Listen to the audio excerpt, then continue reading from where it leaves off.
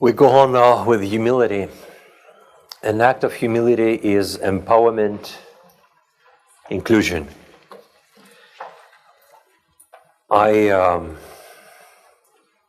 People ask me very often, how do we see that? What does it mean to serve? What does it mean to bring out the greatness in others?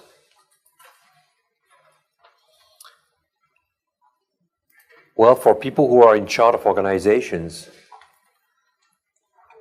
to serve, to practice humility is something very concrete.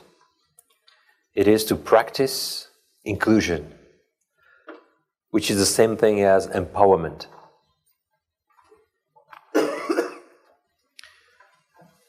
What does this mean? Do I lead by example rather than compulsion? Do I teach rather than command? Inspire rather than browbeat? Leadership is less about displays of power than about the empowerment of others. Am I aware of this, and do I act accordingly?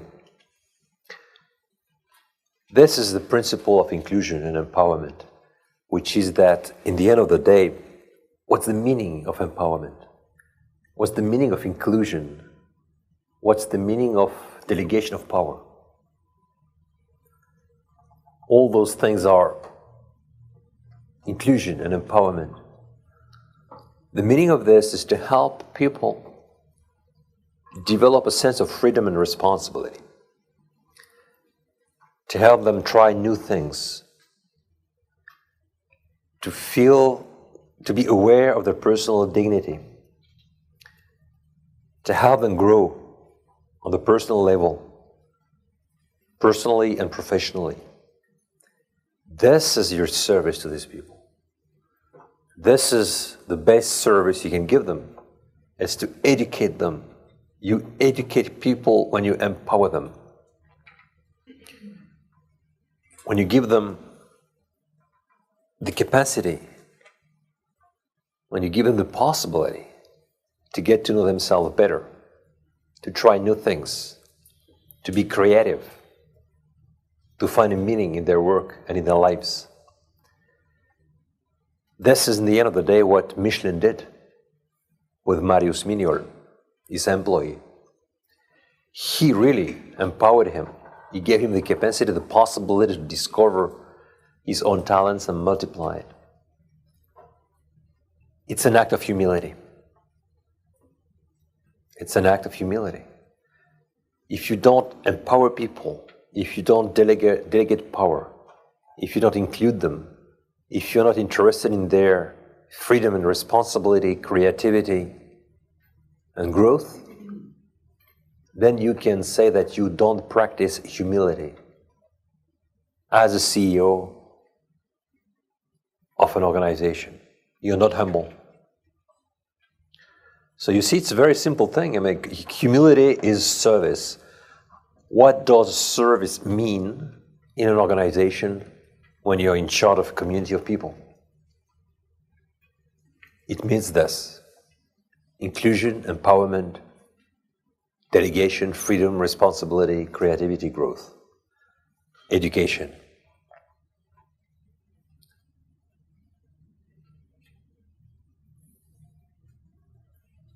It is the way we practice humility in leadership. Do I readily delegate power, transfer decision-making power to subordinates? Delegation of power. When you delegate power, you practice many virtues, a lot of virtues. Let's see, what about prudence?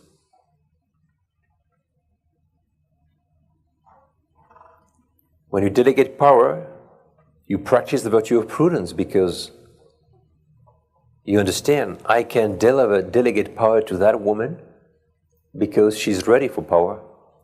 Or you can think, I understand that she's not ready for power, so I will not delegate.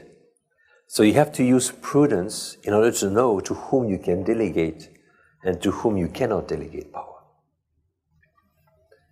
So that the first virtue you practice when you delegate. Through prudence, you identify the people that are ready for power and those who are not still ready for power.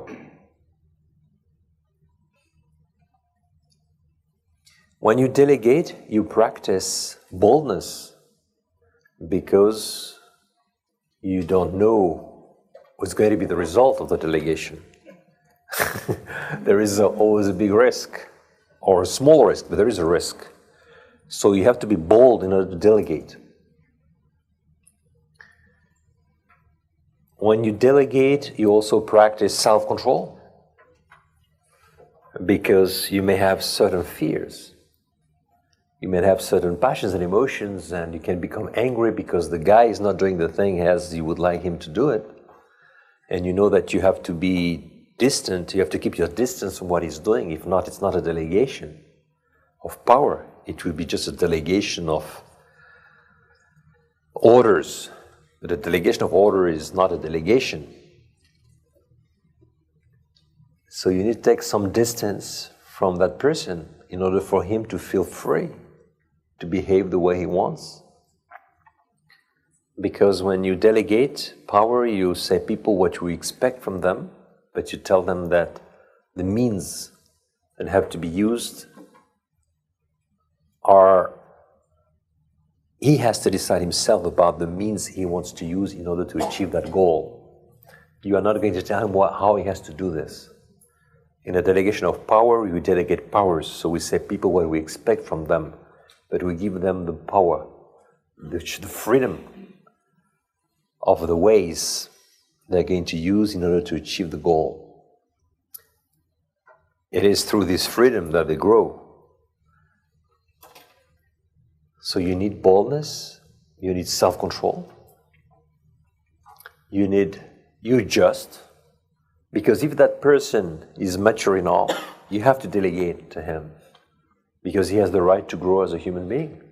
He has the right to experience freedom and responsibility, because he's a human person. So if he's ready for that, you have the obligation to give him power. So you just with him. You give him what is due to him. You practice magnanimity when you delegate because you give that person the capacity for greatness, creativity, experience, growth. And you practice humility because you serve him. You serve him the best way you can serve people. It's giving them the capacity for growth. So you see, when you practice the virtue, the delegation of power, you need to think, why am I delegating? If you're a virtuous leader, you will say, I delegate because I want people to grow. I want to serve them. I love my employees and I want them to grow. I want them to experience freedom and responsibility. If you are not a virtuous leader, you will say, I delegate because I have no time for everything. Typical answer of the small-minded. I have to delegate. We have to delegate, guys. We cannot go. We cannot do it ourselves. The small-minded, they do this because they don't delegate because they love people. They delegate because they love themselves. That's it. A virtuous leader, he delegates because he has thought about it, because he knows that it's a fundamental principle of humility, of growth, of magnanimity, of leadership. And he does this willingly and with joy, even if he knows that there are some risks. The small-minded people, they delegate because they have no choice. I think here the communication between the parents and the children has to be very well established. They have to be friends. Children have to be friends with their parents, so that their parents can speak to them as they speak to real friends. There must be trust, so that the boy or the girl need to understand, okay, I delegate you power because now I understand you're mature. Now you're a man. Before I couldn't delegate you because you are not a man. Now you're a man. Now you're a woman. I delegate you power because in this freedom you are going to grow. There must be an explanation. There must be a communication. There must be a real friendship in that. But you must, at the same time, practice really the prudence, which is to understand, okay, he or she is not ready for that. I will kill him if I give him power. He's not ready for power. So it will be a very bad experience for him, and he will hate power and responsibility forever. So it's what you do at the beginning, I guess, it's to delegate powers in the very little things. And after it goes growing, it's a question of baby steps. But the very idea of giving powers and empowering people means that you need to love them very well in order to understand very much. We must love them to understand what are they capable of now. And I think in a family it's more or less the same as in an organization. Although in an organization you hire people who in principle are already mature for the job. And in family it depends on the age of the children. But it's the same idea. The same idea. I repeat, the prudence here is very important. It's the basics. It's the beginning of the delegation process. It's the identifying if that person is ready for power or not. You see it. I mean, if the boy or the girl are simple, sincere, no special pride here, then you delegate power and you guess nothing wrong is going to come from that. If you delegate power to a very proud boy who is, you can be sure that there will be some problems.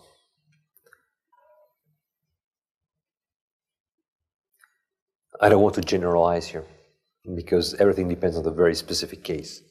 So everything depends on the one who delegates and the one who receives delegation. So I cannot say much more than this. But by delegating, you practice all the virtues. That's an incredible thing. It's an act of humility, delegation. It's an act of humility. Do I choose friends or associates who can challenge me? It's also an act of humility to choose people that are going to be your collaborators, your advisors, people that really can challenge you. They have ideas, they have a vision that is different than yours. And you understand these people are good, these people are necessary for the common good, that you are not a god, that you don't know everything. And this is an act of humility from the part of a leader. Dictators don't choose people like this who can contradict them. Dictators choose yes men, zombies, who are going to do what they say, but will never contradict them. If you're humble, you're not afraid of contradiction. You're not afraid of having people very different around you with different temperaments, different visions, different cultures, different languages, because you want to hear the whole truth about everything. So you want to have the whole full picture from different angles. So you need all those people in order to be prudent. So prudence means to choose advisors that can really contradict you. I mean, George Washington, he had an incredible cabinet of people that were probably smarter than him.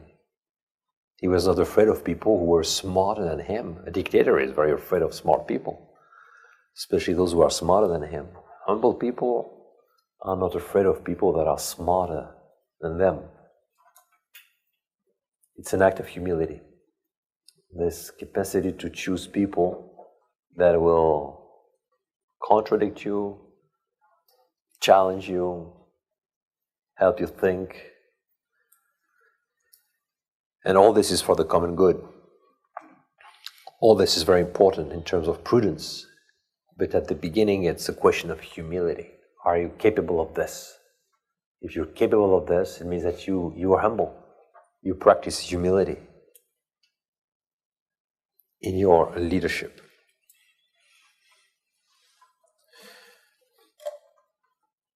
Do I pave the way for my succession? Do I find, develop, and encourage new leaders? Yesterday I told you the story of Stanley Gold, who is the CEO of a company called Rubbermaid. In the 1980s, Stanley was a powerful manager because he achieved powerful goals.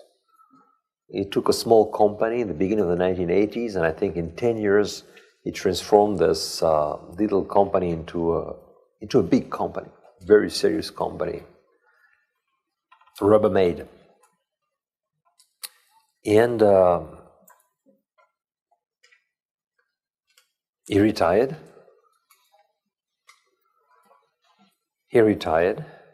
And 2 years after he retired, the company almost collapsed and it was sold to the competitor Newell.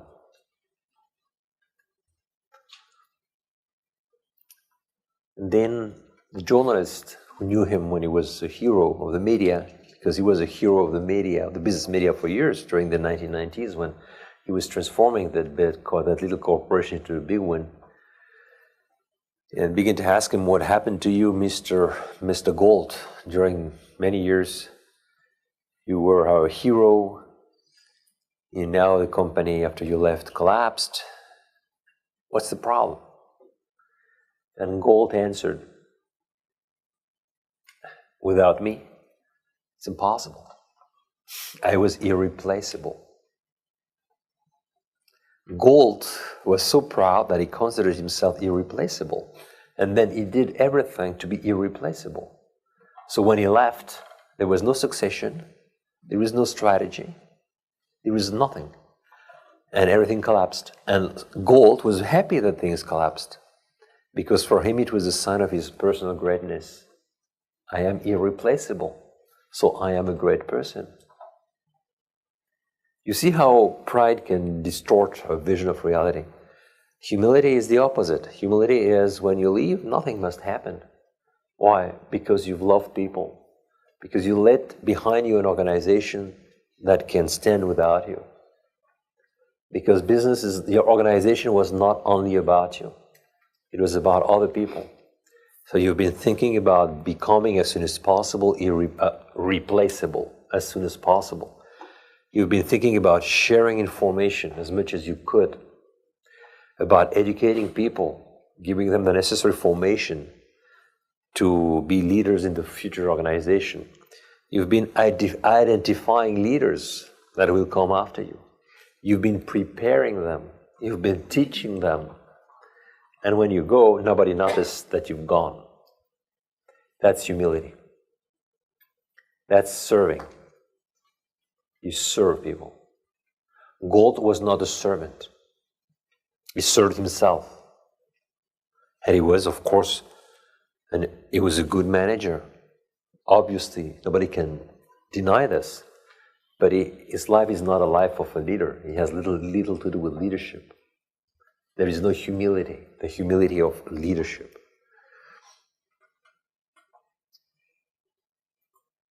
It's a temptation that proud people can have. You will see, guys, after me, it's not going to work. Instead of doing everything so that things will work after you, you remind people, be careful, when I leave, it's going to be hard. It's going to be hard. It's going to be hard for you when I get out of that. You know what I mean? It's a way of saying, I'm sorry, but I am the best. That's reality, though. So you see, humility has, in leadership, this idea of service has very concrete manifestations, reflections in our life.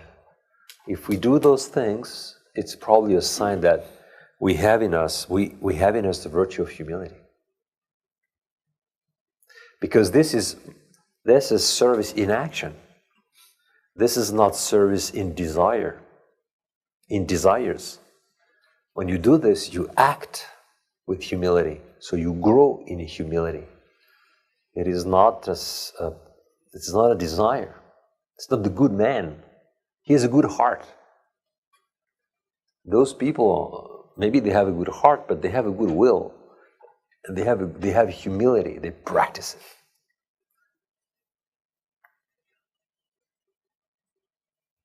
Do I avoid making myself indispensable? Do I share information? Do I create the conditions whereby others can successfully finish what I started? Do I take pleasure in being of service? Do I cultivate altruistic motives? The heart of humility is our motivation.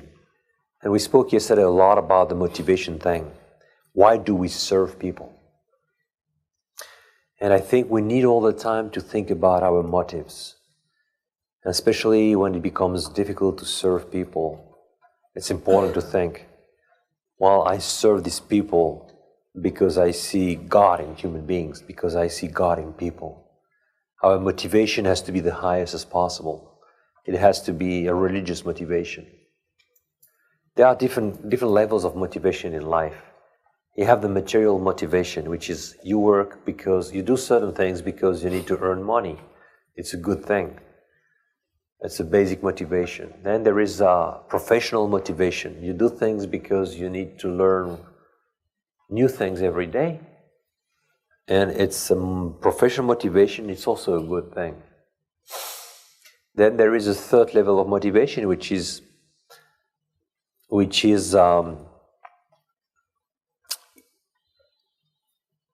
spiritual motivation. You want to grow and develop your character. It's still about you, but it's about your character, about your spirit. It's a spiritual motivation. It's a third level of motivation. Then you have the altruistic motivation, which is you want to serve people. This is the fourth level of motivation. You do this because you want to serve them. It's a transcendent motivation because it transcends yourself. It is an altruistic motivation because the word alter in Latin means the other. So altruism means the other. Altruistic motivation means you look at the other. The other is interesting for you. You need to serve him. If not, you're not happy.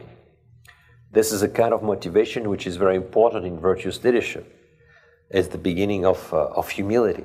You serve the others because you appreciate service, because service is for you a real value. And service is for you a real value fundamental for many reasons. And one of the basic reasons that for you it's a value is your religion. It's because you see in human beings children of God whom you want to serve in the name of God. So religion is a very important aspect of the altruistic motivation.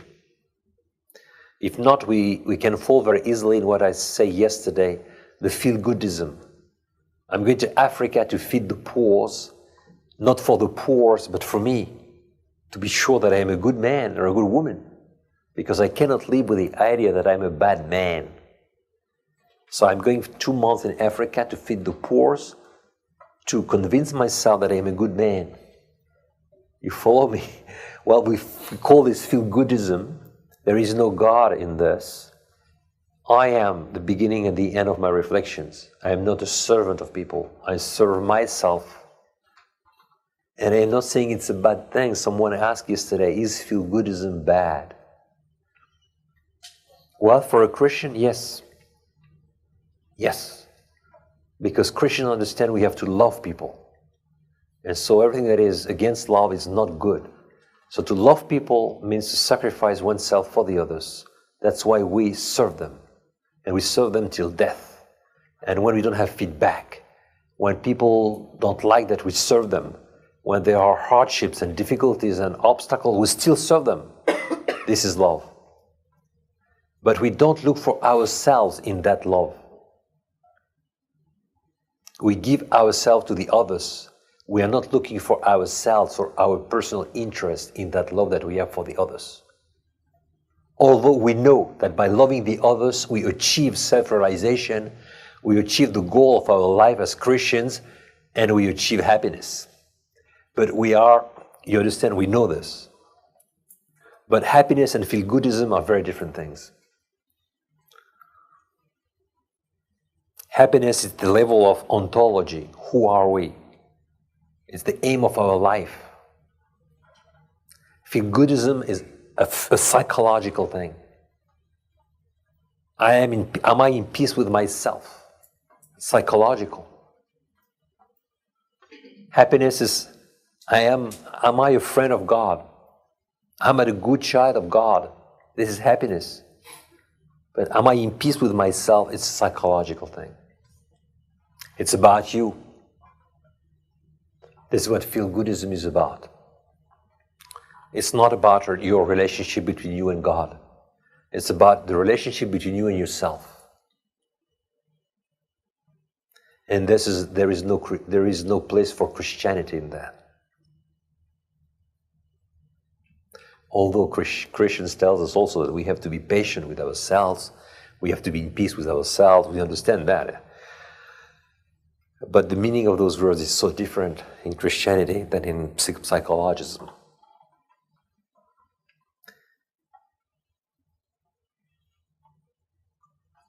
You see, those levels of motivations are very important.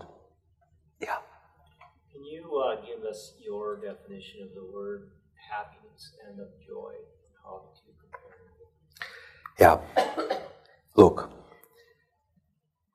I will tell you something that Joseph Pieper was used to say, which I like very much because it opened my eyes. Happiness is a gift. So you cannot make yourself happy. And you cannot be happy on earth because happiness is the gift of contemplation of God for eternity.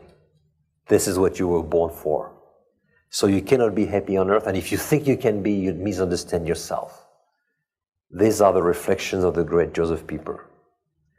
So happiness is the contemplation of God forever, which is something we cannot achieve on earth.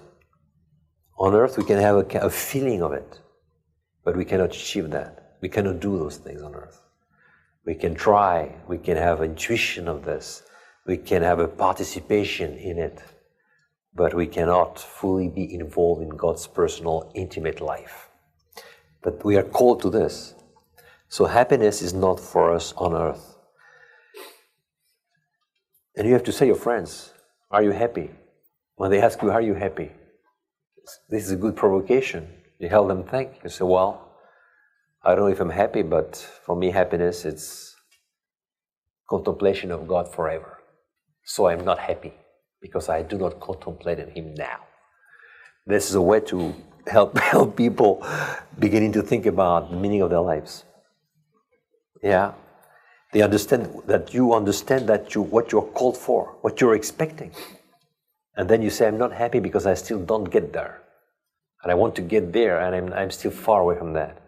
Then they see where you're going, and they become ashamed of their own happiness. So it's a good beginning. But I thank you very much for mentioning the idea of joy. Joy is something else. Joy is the consequence of the practice of virtue. I mean, Aristotle speaks about a certain kind of happiness or joy when you practice the virtues because you achieve self-realization.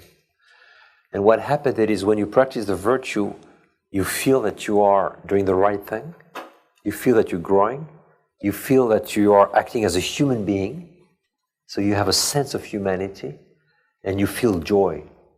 The same thing when you watch a movie and you see virtuous people, you feel joy. Why?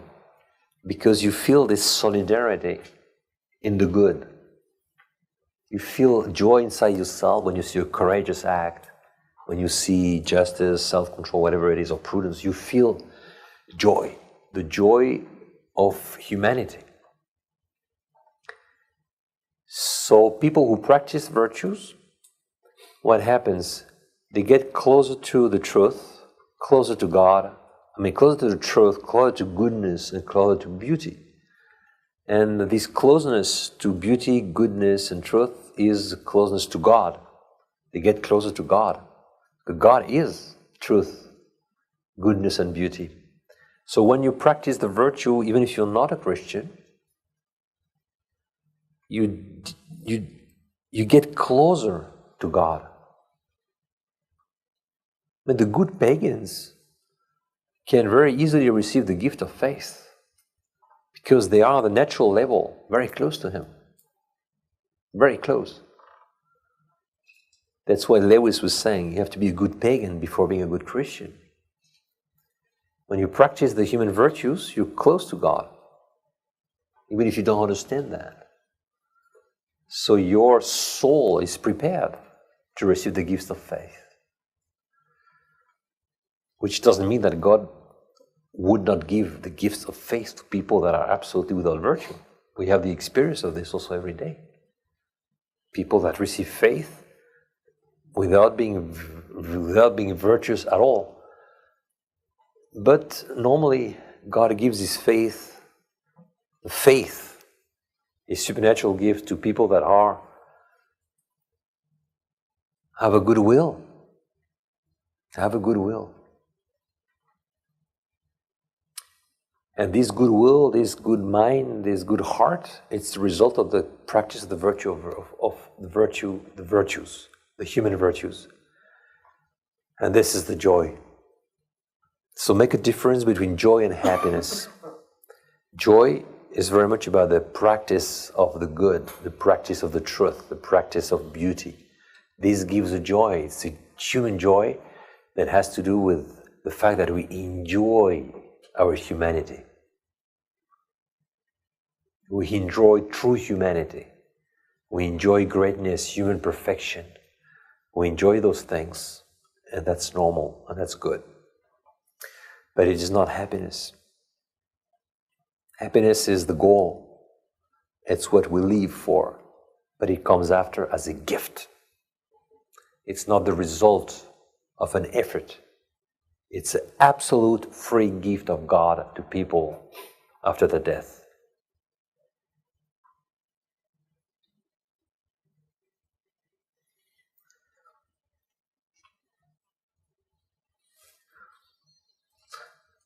So we have here the different levels of motivation. And I repeat, religion gives a lot in terms of altruistic motivation. As Dostoevsky was used to put it, we cannot replace the absence of God by love for humanity, because intelligent people will ask you, why do I have to love humanity? It's a typical Russian way to put it. And it's brutal. It's very brutal. And the humanists who do not believe in God just hate these kind of sentences. Just hate it. Because when you ask them, why do you love humanity? Why do you have to love humanity? They fear unhappy with that. Christians know, I love humanity in the name of God. I love people for God, not for themselves, for God. So the answer is extremely clear. But then other people will tell you, well, no, I don't believe in God, but I serve out of a sense of solidarity with the human beings, other people. But after you make an investigation and try to understand why they really serve, and always there is something egoistic behind that. Either the feel-goodism thing we were speaking before, they want to be sure that they are good, because it's good to feel good. It's good to be considered as a good person by the others. So people are very different, but very often there is a feel-goodism thing behind that.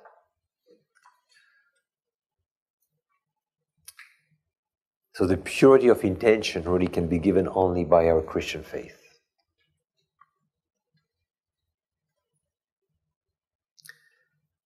You have other people that just serve because, as a mother, an animal serve other animals also, because they have a sense of a humankind, a minimum of sense of humankind. We are not brothers, but we are the same race. Animals always serve one another. Yeah. And a mother always serves his children, even if she's a chimpanzee or a lion. Or a rat. You know, this is a biological thing. It's in the DNA. So certain people are at that level when they serve. But other people, the deep one, will say, no, no, no. Why would I serve them? Give me a reason. Give me a real reason to serve people. Give me a real reason to love people. The history of the 20th century shows us that there is no reason to love people. Look at what they've done. I don't know if you read this beautiful Dostoevsky, Brother Karamazov. There is a wonderful passage, which is, it's called The Great Inquisitor. So it's a cardinal.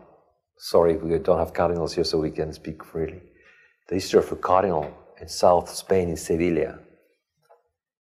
Jesus Christ came back. Jesus Christ came back. And the cardinal put him in jail. And he's going to see during the night, because the next day he will burn him at the stake. The cardinal is a great inquisitor. He comes to see Jesus. Jesus says nothing. It's a monologue. 25 pages of a monologue of a cardinal against Jesus Christ is just incredible. What does he say, Christ? And what he's going to tell him is incredible, because it's exactly the history of the 20th century. He tells him, you believed in man. You gave them freedom. They don't want freedom. They wanted bread. You are a criminal. He accused Christ of being a criminal because Christ had a too high vision of the human being. And by having a too high vision of the human being, of his dignity, he gave them something that these people were not able to carry. It was an incredible burden, and they became mad out of that. And he said, I, the Inquisitor, I took out their freedom. Now they're happy. So don't come back with your crazy idea of freedom. They don't need you. Tomorrow we burn you at the stake. This is a beautiful story of what happened in the 20th century. It is vision of man as being the bottom line. Christ came to give freedom, and we think human beings are not ready for freedom. The weight of the original sin is too strong for them to be free. So we have to destroy the idea of the dignity of the human person, because this is salvation. You're saved if you're okay with being a zombie. You're saved if you want bread, but not freedom and spiritual growth. This is the idea. And this is what, at the end of the day, the ideologies of the 20th century bring to people. Forget about your freedom. Forget about your dignity. Just be happy. I have bread for you. Be happy.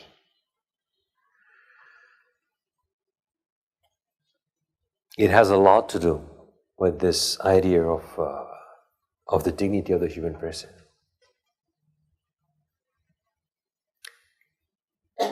Many people just consider human beings are just nothing. They don't have a sense of the dignity of the human person.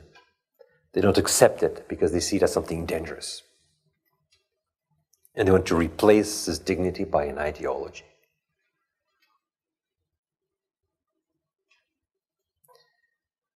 Humility is the truth. As the truth about the human person.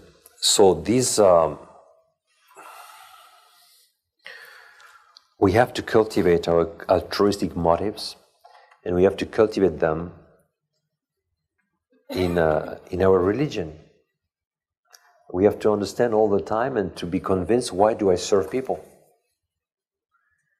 You have to ask yourself very often, why do I serve them? And especially when it becomes difficult to serve people, because there is difficult obstacles. You serve your children, and these are problems. They don't want you to serve them. Serve your employees, want them to grow. You love them, but they don't really want it. When there are obstacles, when it becomes difficult, it's good for you to remember why you serve. You cannot serve by inertia, just because you are out of service, just because you are off service. You have every day to remember, why am I serving? And you have to actualize this idea of service every day. While I serve you, because I serve God in people. This is very important, this idea of actualization of our motivations every day. To be aware of what we're doing. Not doing things out of stubbornness, but doing things out of love. Actualized love. Actual love. Now I want it. What I wanted 10 years ago, I want it now, and I repeat it. This helps a lot of being humble. This helps a lot to serve people with the generosity with which we have to serve them. Courage. Do I overcome the temptation to reject truth I personally find hard to accept? We spoke about rationalization in the decision-making process. This is what happens with many people. There are some truth. For instance, the truth of the existence of God. It's a hard truth for many people. The truth that there are some things that are objectively bad. The truth that there is a human nature. These are truths that for certain people is very hard to accept. The truth that a baby in the womb of the mother at the very moment of conception, it's a human being, 100%, and that this is demonstrated by genetics. It's a truth that for many people is very hard to accept because they have personal interest, financial or ideological. But if people don't accept those truths that are difficult for them to accept, then it's very difficult to practice the virtue of prudence. They need to have courage first to look at the truth in the eyes and study the truth and contemplate the truth and have a desire to know it. You have to be sincere with themselves. We already spoke about those things yesterday when we spoke about prudence, but you see how it is important here for us to think about it. Are we open to new realities? When we hear something totally frightening or new, or when the media tells us always the same thing, do we try to think, well, if the media is telling us always the same thing, when we know who those medias are, probably we need to make an investigation to be sure that what they are telling us is the truth. When you know in which country you live, Soviet Union, and you read the papers, you understand perfectly who is writing those truths or rewriting them. When you live in America nowadays, and or in Europe, the same. You must not think, we live in a democracy. What kind of democracy you live in? And millions of people that have personal, ideological, or financial interest in you becoming a zombie. So don't think you live in a democracy. It doesn't exist, a democracy. It has never existed, and will probably never exist until there is evil on earth and the original sin. So if you know those things, or you're aware, and you say, okay, I need to make an investigation, I need to listen to get other sources of information about what I hear. If not, I'm just the idiot. I need to have the courage to open my eyes and to think about other things and to try to know about other people that can tell me what they think about certain things, to try to have the whole picture of what the truth is about. Courage. Well, you have people that don't have the courage to do this investigation because what you give them is what they like, and they don't want you to give them something else. So they don't want the truth. So courage is so important in the practice of leadership, which means to be capable of overcoming our prejudices.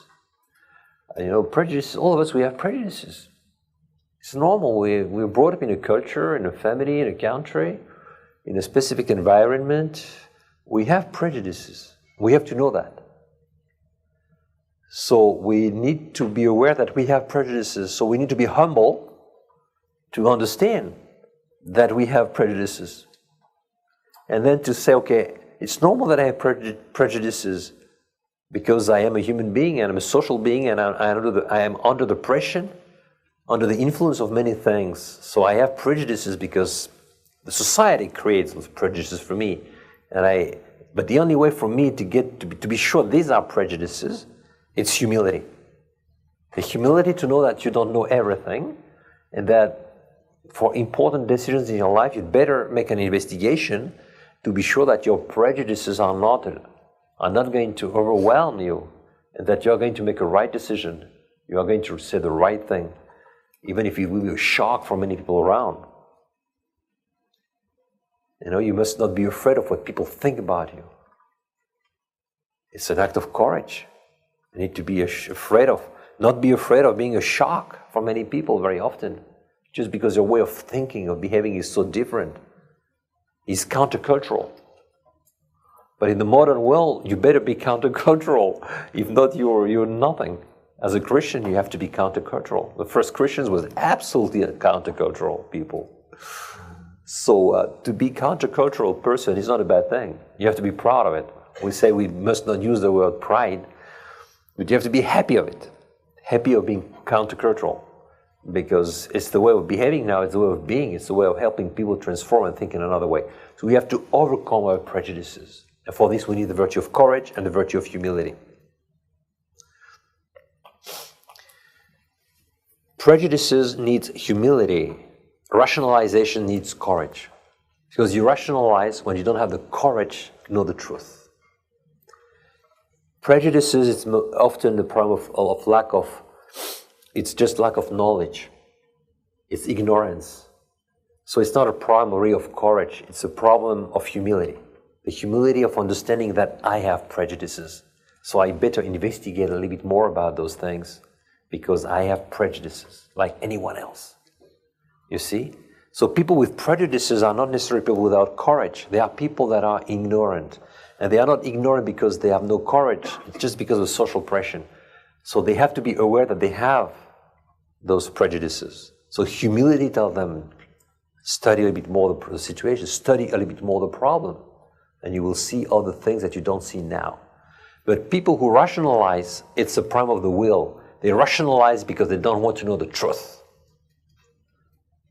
So they rationalize out of cowardice. They're cowards. It's a bigger problem. But you have to know those two distinctions because this can help you, help your friends overcome the problem of rationalization and the problem of prejudices. Courage begins when I allow my conscience to be formed through a sincere and systematic search for truth. Am I aware of this? Yeah, many people think that courage is about doing the courageous action. When courage, at the very beginning, it's the courage to look for the truth. The courage that brings really prudence. Prudence. Am I convinced that the successful accomplishment of my mission is my foremost decision-making criterion? Well, in leadership, you need to remember always that your mission is the criterion for action. In many organizations, people make decisions because they think, if we do this, we get more money. If we do this, we achieve better financial results. But the mission is not driving, the decision-making process. To remember the story with the Teresa of Calcutta, she created an order. It was not a hospital. It was an order. She wanted to be a mother for people who were dying. She didn't create an order in order to cure and heal people. She wanted to be with these people when they were dying, to give them a smile, to show them love to people that have never seen a smile, give them a smile before they die so that they can feel God's love close to them. This was the mission of her life. It was not to build a hospital. Well, do you remember the story? Many people came to her after 10 or 20 years of work and told her, look, we have millions to give you, tens of millions of dollars. But there are certain things you need to change. You need to transform what you're doing into a hospital. Your nuns have to become nurses. Nurses, nuns, no problem. But nurses. And we have hundreds of millions of dollars to give you for that.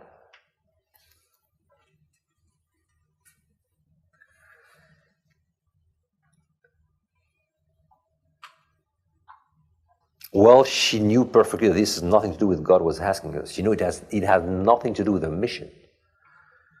She threw those people out, not through the window, but out of the house. And she understood that her mission was not that at all. And in the end of the day, that's the reason why her order is one of the most popular nowadays. It's working all over the world. They have a lot of vocations. It's probably because Teresa was faithful to her mission. And she didn't fall into the temptation of transforming her order into a hospital. Although she could have done this in a few days with the money that was offered to her. So this is a very important thing, which is that, remember, even in business, in any organization, your mission has to be clear enough so that your mission will be really the fundamental criterion for action and for decision making. All your decisions have to fit your mission. Your mission is not a fake, it's not a fiction. It is what you are doing. So you need to ask yourself, you need to ask the members of the board, are you sure, guys, that what we're doing now, it fits our mission? In which way the decision we're making now fits with our mission? This is what the virtuous leader has to do all the time with his team. The members of the team have to be reminded all the time, what we're doing now, it's a part of our mission. Even a financial goal has to be a part of a mission. If you want your company to be the number one in the market, you have to think, why? Because a mission is not to be a number one. A mission is a specific contribution to humanity.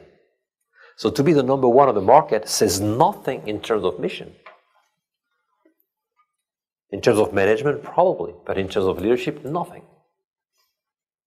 So if you have to be the number one, you have to be capable of explaining the members of your team why, from the point of view of a mission, it's important for us tomorrow to be the number one on the market. You see what I mean? If not, they will think, well, we're the number one. And so many people tell me, Alex, we are the number one. What's your goal? To be the number one. What's your mission? To be the number one. They are proud because on the street, when people ask them, what do you work? Well, I work for the number one. Ridiculous. So what's your contribution to humanity? Well, I don't really know, but we are the number one. These are small people. What's the meaning of their lives? To work in a company that is the number one on the market. It's crazy. There is no meaning in their life. Or the only meaning is this, to be respected as an employee of a company that is number one on the market. What a poor life. What a poor life. What a poor motivation. It's ridiculous. For a Christian, it's just ridiculous. Yeah, Jay? I'm extremely reluctant to sound critical of Mother Teresa. But this example seems to stand in very stark contrast to the Darwin Smith of sort of moving the mission to a different level. And I wonder if you could expound a little more on the relationship between audacity and prudence in this context. Well, the difference is that Teresa, she got a vocation from God. That's the truth. So for her, it was not a human mission. Her mission was not the kind of mission you can have personally or the mission of your organization. The mission she had was a supernatural mission, type of the mission of Joan of Arc, the mission of those great women who have received a mission from a supernatural, not from the natural. She never investigated what was the mission of her life. She got it by a revelation. So this is a supernatural mission, and for these people, because they're religious, they understand that they have to be faithful till death to that mission, because this is the will of God for them. So it's not a question of a human mission. This is a question of a supernatural mission, and you cannot play with that. It's God's will for you and for your organization forever. So it's just don't play. So this is I would say for Teresa, it was something even more clear than for other people, because it was a supernatural thing. So we understand why she was so reluctant and so clear about what she was doing. And she was speaking always very clearly about this, that we are not nurses. Yeah. And God did not create the order for nurses. He created the order for another reason. That's why they became so famous, and their vocation is so attractive for many young girls, because it's not about being nurses. It's not at all about being nurses. So people that are interested in nursing don't go to the order. They go somewhere else. So this is a good question. It's a question really of, you could say, well, this is a bad example because you took, Alex, an example which is a supernatural mission. That's right. But remember one thing. When you have a company, and there is a mission in your company, you need to remember why this company was created for, what's your contribution to humanity.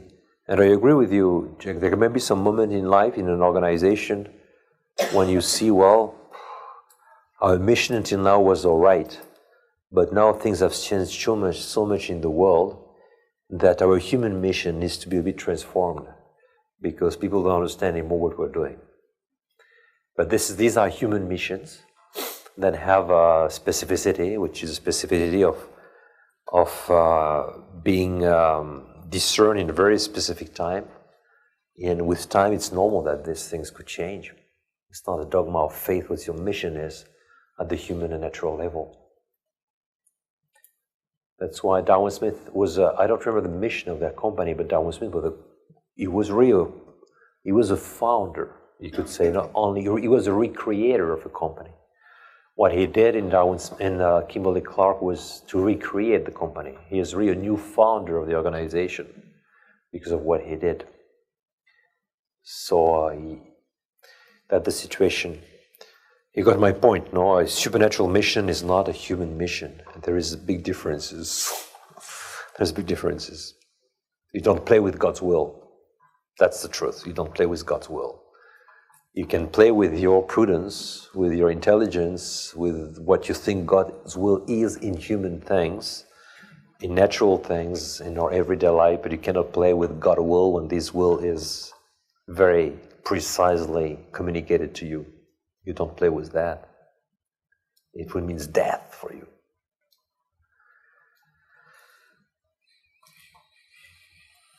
Righteous wrath acts on courage and helps us take action.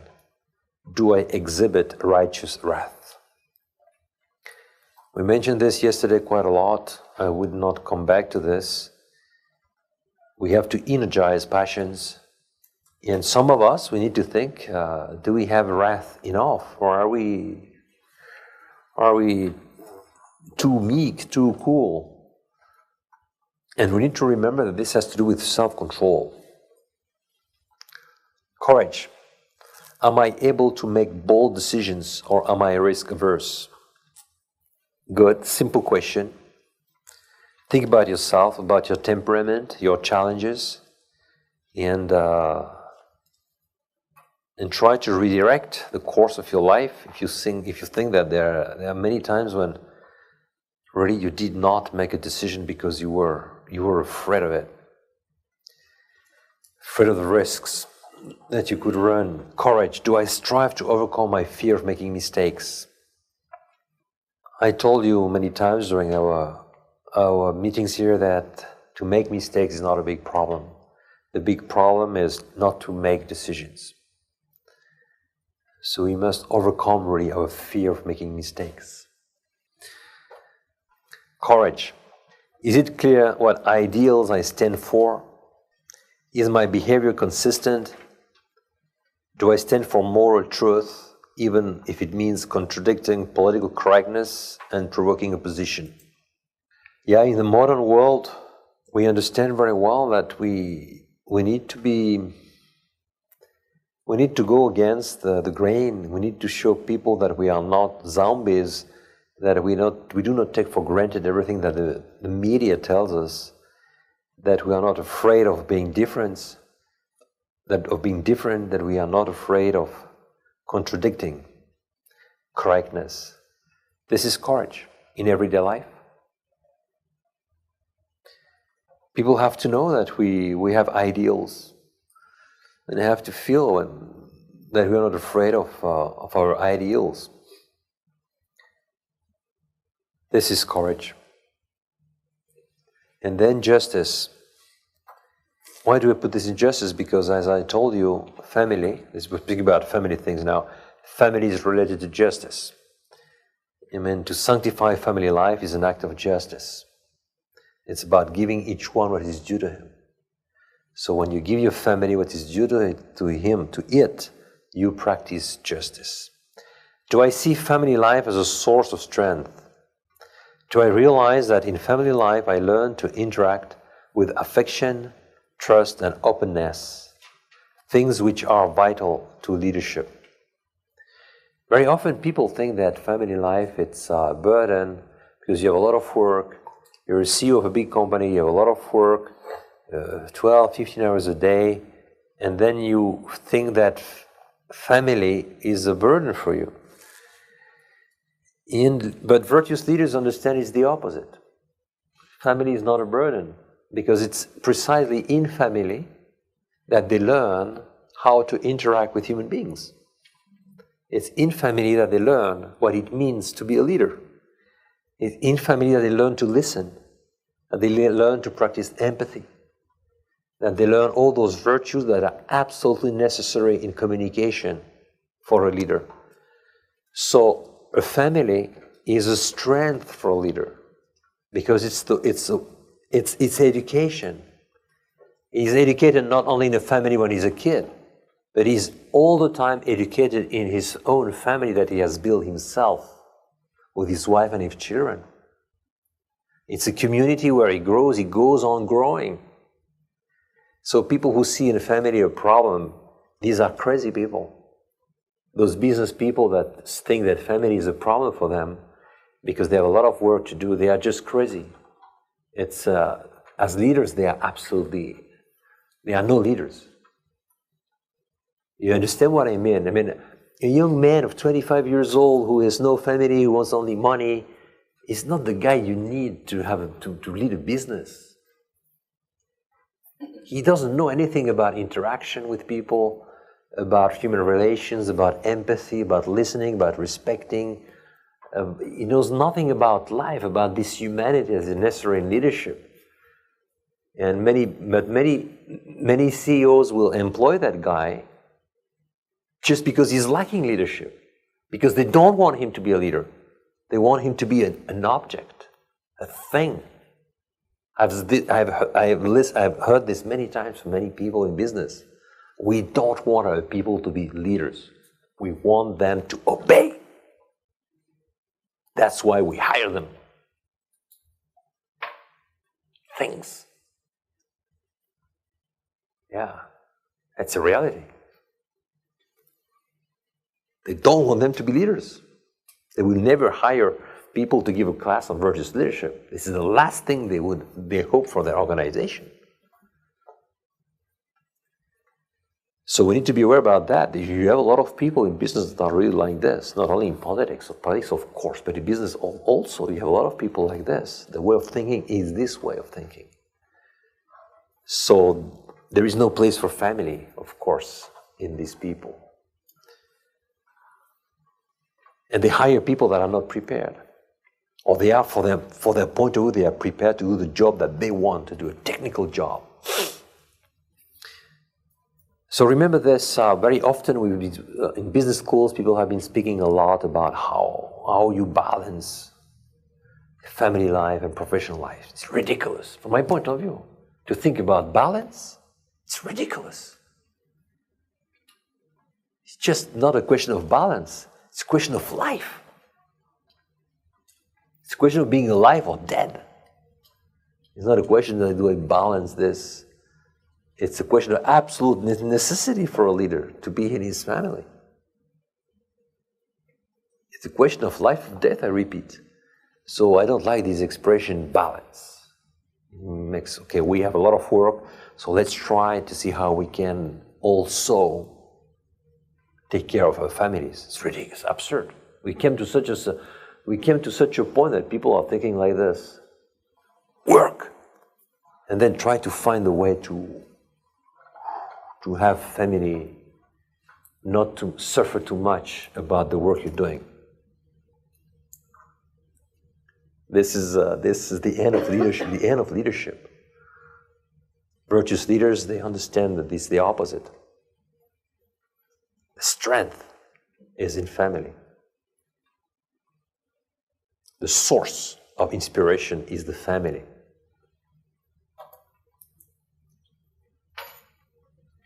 And then the last question, and we finish here.